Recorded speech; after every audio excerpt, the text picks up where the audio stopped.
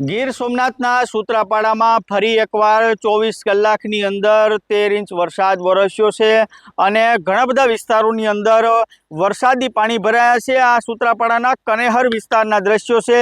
જોઈ શકાય છે અહીંના ખેતરો છે તે બેટની અંદર ફેરવાયા છે।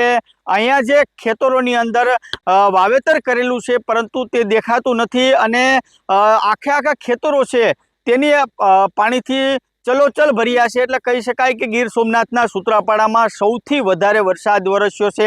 આજે પણ સતત સવાર સુધી ગીર સોમનાથના સૂત્રાપાડા અને વેરાવળ પંથકની અંદર મેઘ સવારી જોવા મળી હતી અને ઘણા એવા વિસ્તારો છે જ્યાં વરસાદી પાણી ભરાવાની પણ પરિસ્થિતિનું નિર્માણ થયું છે। આ ખેતરોના દ્રશ્યો છે અને ખેતરોની અંદર પણ ખેતરો છે તે વરસાદી પાણીથી છલકાઈ ઉઠ્યા છે અને હજુ પણ ગીર સોમનાથના ઘણા તાલુકાની અંદર વરસાદ વરસી રહ્યો છે। અર્જુનવાળા, એબીપી અસ્મિતા, ગીર સોમનાથ। સૂત્રાપાડા તાલુકામાં 13 ઇંચ વરસાદે સમગ્ર પંથકને જળબંબાકાર કરી દીધું છે અને અનેક વિસ્તારોમાં વરસાદી પાણી ભરાયા છે। જોઈ શકાય છે આ દ્રશ્યોની અંદર કે આ વાવડી ગામના ખેતરો છે અને વાવડી ગામના ખેતરો વરસાદી પાણીથી છલકાઈ ઉઠ્યા છે। આખા વિસ્તારના જે ખેતરો છે એ બેટમાં ફેરવાયા છે। ખૂબ સારો વરસાદ પડ્યો છે।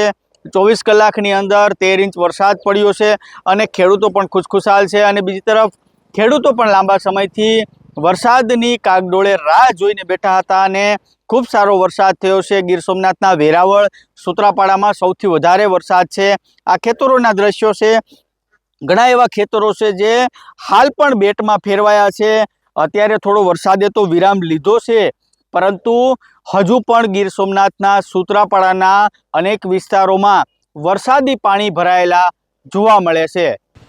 ચોક્કસ આપને જણાવી દઉં તો ગીર સોમનાથના સૂત્રાપાડામાં હજુ આ સતત ત્રીજા દિવસે વરસાદી માહોલ જામ્યો છે। સતત જળબંબાકારની પરિસ્થિતિ થઈ છે। આ સૂત્રાપાડાના વાવડી ગામના ખેતરોના દ્રશ્યો છે। જોઈ શકાય છે આખા ખેતરોની અંદર અહીંયા મગફળીનું વાવેતર છે પરંતુ મગફળી આ ખેતરની અંદર નથી જોવા મળતી। જોવા મળે છે તો માત્ર પાણી જોવા મળે છે અને એ પણ વરસાદી। આ વિસ્તારમાં ખૂબ વરસાદ ખેંચાયો હતો। આશરે 15 દિવસ જેટલો વરસાદ ખેંચાયો હતો। આ વિસ્તારના ખેડૂતો પણ ચિંતામાં મુકાયા હતા કે ભાઈ ગીર સોમનાથના સૂત્રાપાડામાં સતત ત્રીજા દિવસે જળબંબાકારની પરિસ્થિતિ છે। આજે 24 કલાકની અંદર 13 ઇંચ વરસાદે સમગ્ર પંથકને જળબંબાકાર કરી દીધું છે। એક તરફ હું આપને દ્રશ્યો બતાવીશ। જોઈ શકાય છે આ ખેતરોના દ્રશ્યો છે અને ખેતરોમાં વરસાદી પાણીથી છલકાઈ ગયા છે અને એનું જ સીધું પાણી આ સૂત્રાપાડા અને વાવડીને ગામને જોડતો મુખ્ય સ્ટેટ હાઈવે છે અને આ સ્ટેટ હાઈવે પર વરસાદી પાણી ફરી વળ્યા છે જેના કારણે હાલ પૂરતો આ રસ્તો બંધ થયો છે અને ખૂબ મોટા પ્રમાણમાં જે વાડી વિસ્તારનું પાણી છે તે સીધું જ અહીં સુધી પહોંચ્યું છે અને જેના કારણે આ પરિસ્થિતિનું નિર્માણ થયું છે। એબીપી અસ્મિતા ગ્રાઉન્ડ ઝીરો પર છે। હું આપને એ દ્રશ્યો બતાવી। જોઈ શકાય છે હજુ તો હું અહીંયા જ પહોંચ્યો છું અને અહીંયા જ ગોઠણસમાં પાણી ભરાયા છે। આગળ ખૂબ વધારે પાણી છે જેના કારણે ત્યાં જઈ શકાતું નથી। આ જ પરિસ્થિતિ સૂત્રાપાડાની અંદર થઈ છે કારણ કે સૂત્રાપાડામાં માત્ર 24 કલાકની અંદર 13 ઇંચથી વધુ વરસાદ થયો છે। અમારે 30 ઘરોમાં પાણી ગરે છે। 20 વર્ષથી આને આ જ પોઝિશન છે। આનો નિકાલ નથી, કોઈ નિકાલ કરો, અમારે કઈ જોતું નથી। ઘર વખરી બધી પલળે છે, નુકસાન ઘણું થાય છે પણ આનો કોઈ નિકાલ કરતું નથી। દર વર્ષે આને આ જ પોઝિશન છે। વધારે વરસાદ પડે તો કેવી પરિસ્થિતિ? વધારે વરસાદ પડે તો અમે ઉપર મેળીએ ચડી જાય, ઉપર વહી જાય, બીજા શું કરે? નીચે બાળ નાના છોકરાઓ છે। અમારે ત્યાં પાણીનો નિકાલ કરો, અમારે બીજું કોઈ નથી જોતું। આ વરદારે આને આ પોઝિશન અમારે હોય। કેટલું પાણી ભરાય છે? પાણી અમારે ખાટલા ડૂબી જાય એટલું નથી, ડબલ હોય।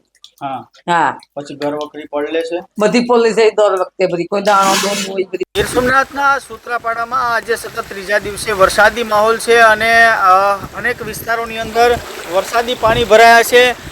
જોઈ શકાય છે આ સૂત્રાપાડાનું બાવાની વાવ વિસ્તાર છે। ત્યાં જે ખેતરો છે તે ખેતરોમાં જળબંબાકાર જેવી પરિસ્થિતિ થઈ છે। અનેક ખેતરો આ વિસ્તારના છે, વાવડી ગામના છે, બાવાની વાવ ગામના છે। એક અત્યારે પાણી ભરાયા છે ખેતરોની અંદર, ખાસ કરીને હજુ પણ ગીર સોમનાથના સૂત્રાપાડામાં વરસાદી માહોલ છે. ખાસ કરીને આ વિસ્તારના ખેડૂતો કાગડોળે વરસાદની રાહ જોઈને બેઠા હતા, કારણ કે વરસાદ 15 દિવસ જેટલો ખેંચાયો હતો. એટલે ખેડૂતોનામાં પણ એક ચિંતા હતી કે વરસાદ ક્યારે થશે.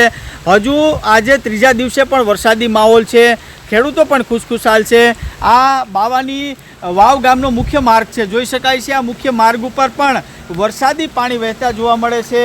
આજે પણ વરસાદી માહોલ છે આખા ગીર સોમનાથમાં. પ્રભાસ પાટણ વિસ્તારમાં પણ ખૂબ સારો વરસાદ પડ્યો છે. સૂત્રાપાડામાં પણ હજી વરસાદ ચાલુ છે અને ધરતીપુત્રો પણ ખુશખુશાલ છે. ગીર સોમનાથના સૂત્રાપાડામાં આજે ત્રીજા દિવસે પણ ધોધમાર વરસાદ પડ્યો છે. ઘણા વિસ્તારોની અંદર વરસાદી પાણી ભરાયા છે. ખાસ કરીને સૂત્રાપાડાના અનેક ખેતરો પાણીથી તરબોળ થયા છે અને જળબંબાકારની સ્થિતિ થઈ છે. જોઈ શકાય છે દ્રશ્યોની અંદર કે પ્રશ્નાવડા ગામના ખેતરોના દ્રશ્યો છે અને અહીં પણ ખેતરો જે પાણીથી તરબોળ થયા છે. અને ખાસ કરીને આ વિસ્તારમાં વરસાદની ખાસી જરૂરિયાત હતી અને ત્યારે જ આ વિસ્તારમાં વરસાદ થયો છે. ખેડૂતો પણ ખુશખુશાલ છે. અને વાત કરવામાં આવે તો હજુ પણ ગીર સોમનાથના અલગ અલગ તાલુકાની અંદર વરસાદ ચાલુ છે. આપણી સાથે ખેડૂત આગેવાન પ્રતાપભાઈ જાદવ છે. પ્રતાપભાઈ, આ વિસ્તારમાં વરસાદ ખેંચાણો તો ખેડૂતો ચિંતામાં હતા, હવે વરસાદ થયો છે. વરસાદ 15-20 દિવસ ખેંચાણો હતો એટલે ખેડૂત ચિંતામાં હતા. ખેડૂતને ચિંતા હોવી જ જોઈએ કે કેમ કે એની ઉપર નિર્ભય છે ખેડૂત છે ખેતી ઉપર, અને પાણીવાળા ખેડૂત હોય છે. પણ ઈશ્વરની દયાથી વરસાદ સારો થઈ ગયો છે. 7-8 ઇંચ પાણી પડી ગયું છે એટલે સારું પાણી છે. આપણે આમ જોવો છો કે પાણી અત્યારે ખેતરોમાં ભર્યા છે, બરાબર.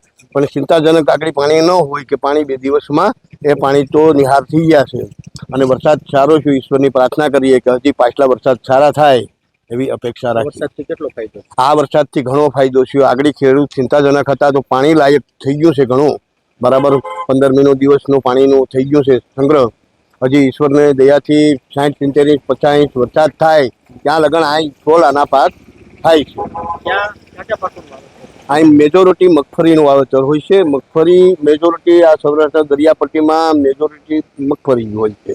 કેમ કે અત્યારે ખેડૂતોને બીજા પાકમાં નથી હોતું. કપાસની અંદર રોગ આવ્યા છે અને માન લો કે બીજા પાક શેરડીનું વાવેતર થતું, તો શેરડીના વાવેતરમાં ગયા વર્ષે કંપનીએ જે શેરડી ન લીધી અને ખેડૂતોને પડી રહી શેરડી, એટલે એને કારણે શેરડીનું વાવેતર ન કરવામાં આવ્યું.